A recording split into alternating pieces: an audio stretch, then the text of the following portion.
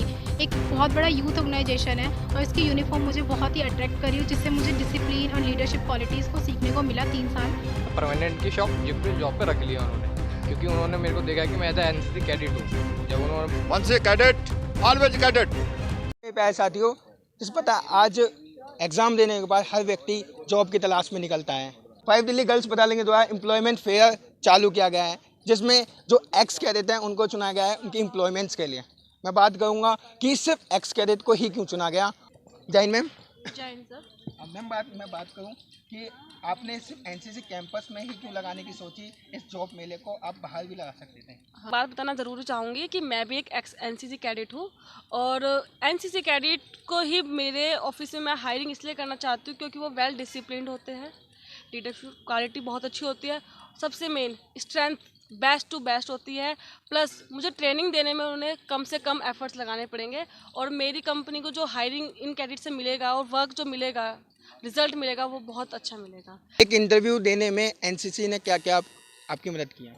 जियो का डिसिप्लिन देख करके मुझे ऐसा लगा कि मैं भी उनसे, वो हमें सिखाएंगे तो ज़रूर मैं उनसे डिसिप्लिन और टाइम मैनेजमेंट और पंक्चुअलिटी जो है, ये सारी चीज़ें मेरे अंदर भी आएगी। टाइम, पंक्चुअलिटी, पर्सनैलिटी डेवलपमेंट, ये सारी चीज़ें एनसीसी का एक पार्ट है जो कि इन लोगों को यहाँ से सीखने को मिलती है। सब बात करें फ्यूचर में किस तरीके से एनसीसी आपके लिए सहायक होगी? सर फ्यूचर में आपको मैं आगे चल के प्राइवेट सेक्टर में बहुत ही बड़ी सहायक हो सकती है, क्योंकि आगे चल के हमारी शिफ्ट, जैसे रोटेशनल शिफ्ट जो लगातार बढ़ती चली जा रही है, जैसे पहले 8 घंटे की ड्यूटी करती थी, अब प्लस 12 घंटे हो जाती है, फिर कभी कभार 16 घंटे की भी ड्यूटी हो जाती है। उसमें हमें पता नहीं, क्योंकि हमें एनर्जी चाहिए होती है। उसमें क्या होती है, एनसीसी कैडेट के अंदर वो एनर्जी होती है, वो ताकत होती है कि वो किस तरीके से वहाँ पे खड़े होकर ड्यूटी कर सकता है। अगर के साथ रिलेशन बनाने की पावर एक एनसीसी कैडेट में होती है और स्किल डेवलप होते हैं और डिसिप्लिन होते हैं, ये सारी क्वालिटी हमें एनसीसी में देखने को मिलती है। आइए बात करते हैं और जो कैडेट्स वहाँ पे भी और कुछ ऑफिसर्स हैं कि उन्होंने उनके लिए ऐसा क्या रीज़न था कि उन्होंने सिर्फ एनसीसी के एक्स कैडेट को ही इसके लिए चुना। आपने जॉब मेले के लिए सिर्फ एक्स एनसीसी कैडेट को ही क्यों चुना? Once a cadet always cadet. Campus को छोड़ के यही कैंपस क्यों देखा एनसीसी का? क्योंकि एनसीसीज़ के जो कैंडिडेट्स होते हैं ये सूटेबल्स होते हैं और इनमें क्या है कि इनको सिखाना नहीं पड़ता ज़्यादा। ये बहुत अच्छे कैंडिडेट्स होते हैं यहाँ पे, मतलब हमारे को जो रिक्वायरमेंट्स होता है, हम मोस्टली बीपीओस के लिए हायर करते हैं, सो वो फुलफिल हो जाता है यहाँ पे। यहाँ के कैंडिडेट्स होते हैं, कुछ कैंडिडेट्स होते हैं जो कि बड़ी जल्दी छोड़ के चले जाते हैं, ट्रेनिंग पीरियड में ही छोड़ देते हैं वो। लेकिन इधर के कैंडिडेट्स ऐसे होते हैं, मतलब कि वो अगर रुक गए तो रुक ही गए। अच्छा, ये बहुत बाहर के जो बच्चे होते हैं आप वहाँ से हायरिंग करते हैं, तो एनसीसी में वो समस्या, कौन सी समस्या जो नहीं दिखाई देती वो उनके साथ दिखाई देती? उनका डिसिप्लिन, रहने करने का तरीका, अच्छा। उनका हार्ड वर्किंग और उनका बोलने का तरीका बहुत अच्छा होता है एनसीसी वालों का। पर जो हमारे बाहर के बच्चे वो इतना नहीं कर पाते, उनके पास डिसिप्लिन नहीं है। यहाँ पे बात करें मैम बाहर के एक फाउंडेशन से, चाहे वो एनएसएस हो या कोई सोशल सर्विस वेलफेयर हो, उसकी जगह आपने एनसीसी को ही क्यों लिया? एनसीसी एक बहुत बड़ा यूथ ऑर्गेनाइजेशन है और इसकी यूनिफॉर्म मुझे बहुत ही अट्रैक्ट करी, जिससे मुझे डिसिप्लिन और लीडरशिप क्वालिटीज़ को सीखने को मिला 3 साल। आया आज क्या एनसीसी ने आपको क्या ऐसा कुछ सिखाया जिसकी वजह से आज आप इंटरव्यू में आपको हेल्प मिली? सर एनसीसी हमें बहुत कुछ सिखाती है। अच्छा। हमारे अंदर बहुत मोटिवेट करती है, हमें जीने के लिए मतलब क्या करना पड़ता है, हार्ड वर्क करना सिखाती है हमें। हम कैसी स्थिति में क्या कर सकते हैं, एनसीसी हमें मजबूत बनाती है। आज के एम्प्लॉयमेंट सेल में क्या एनसीसी ने कहीं ना कहीं भूमिका निभाई है? यस सर एनसीसी में first and all dressing sense सबसे बेस्ट पहले सिखाया जाता है। अच्छा। ठीक है। दूसरा आपका बोलने का तरीका और आपका दूसरों के साथ बिहेवियर कैसा होना चाहिए। मतलब एनसीसी हमें हर मोड़ पे ना रुकना सिखाती है। एनसीसी खत्म हो जाती है तो फ्यूचर में किस तरीके से सहायक है? सर एनसीसी से हमें बहुत कुछ सीखा जा सकता है। हम मोटिवेट हो सकते हैं आगे। जैसे का प्राइवेट सेक्टर में हम कई बार देख सकते हैं कि रोटेशनल शिफ्ट होती है, जैसे हमारी उसमें वो बंदा उसमें कैडेट काम कर सकता है, शिफ्ट में भी रुक सकता है। और जैसे कई बार नाइट शिफ्ट भी होती है हमारी, उसमें भी बंदा रुक के काम कर सकता है। और भी कई तरह की फील्डें होती हैं, जो सर साइंस इंजीनियरिंग हो गया, एग्रीकल्चर हो गया, एयरक्राफ्ट हमारी वो जो किसान वगैरह कृषि वगैरह में बहुत कुछ कर सकते हैं। जैसे आपदा आ जाती है प्रबंधन, उसमें भी बहुत से तरीके से हेल्प कर सकते हैं। जैसे मैं हूँ सर, मैं इंजीनियर हूँ एक तरीके से।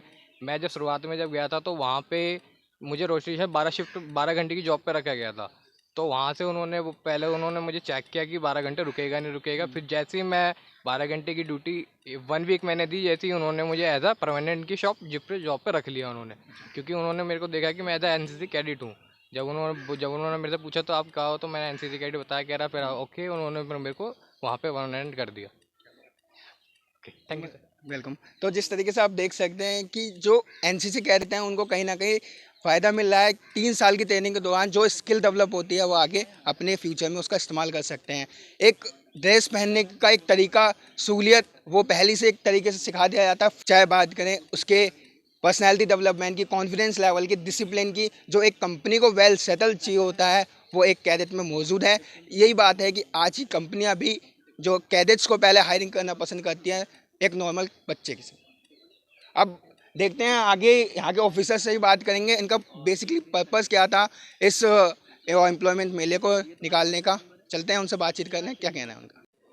जय सर, तो बात करें एम्प्लॉयमेंट का अफेयर में, आपने एक्स मिनी कैडेट्स होते हैं उनको ही पूछना, उसका कोई रीज़न था इसके पीछे?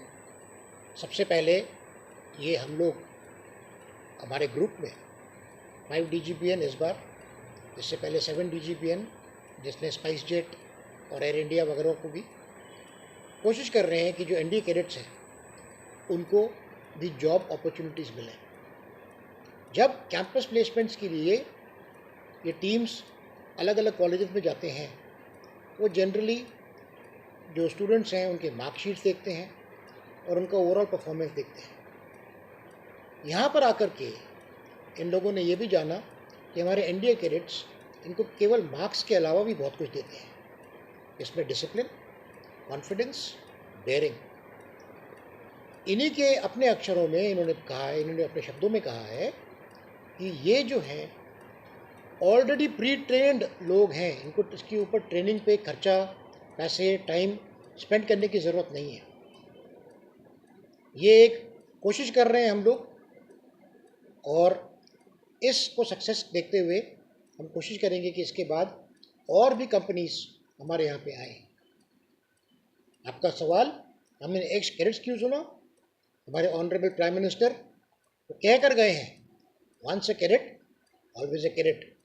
एक्स एनसीसी कोई नहीं होता है, वो हमेशा कैडेट रहते हैं और उनका लुक आफ्टर करना हमारा फर्ज है।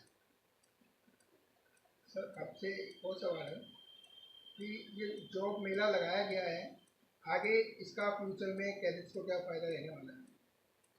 ये एक अपॉर्चुनिटी है हर कैडेट को कि अगर ये जो कंपनीज आई हैं, अगर इनको पसंद आया कैडेट तो ये आगे भी बढ़ते हैं।